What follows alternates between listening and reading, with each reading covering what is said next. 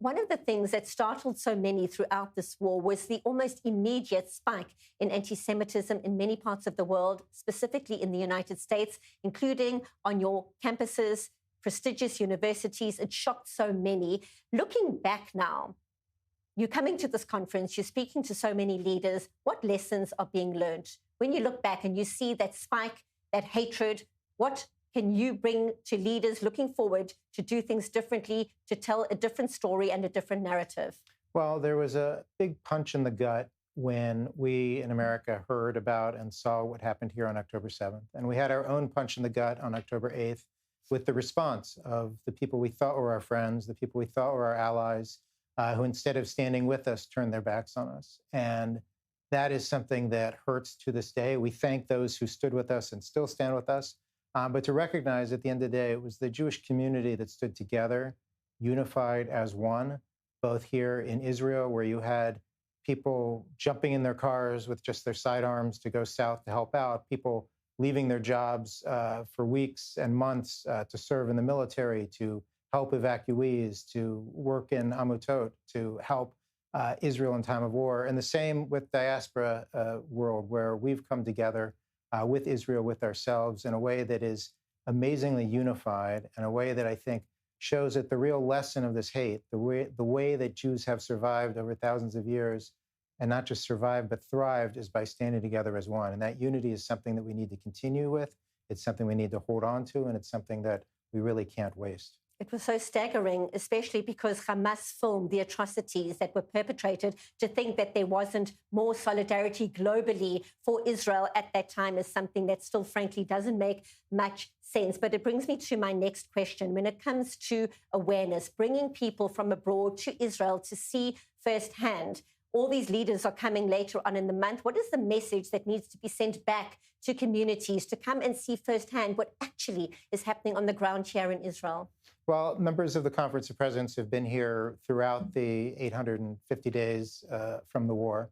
We were the first mission that came to Israel after October 7th of national Jewish leaders, and have engaged along the way with Jewish civil service organizations, with hostages and their families, with government. And so we've been here, we've seen it, and it's amazing to see the progress and the resilience in the South, how the country has all come together as one to try to ensure that that stays together as you head towards election times, which are always divisive.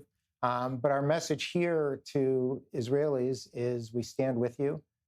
We've been with you since October 7th and before, and we'll be with you as we go further into the next chapter. And the message that we'll bring back to American Jewry is that Israelis are resilient and surviving and thriving, and that we just need to ensure that we are there step by step as we move forward into the future.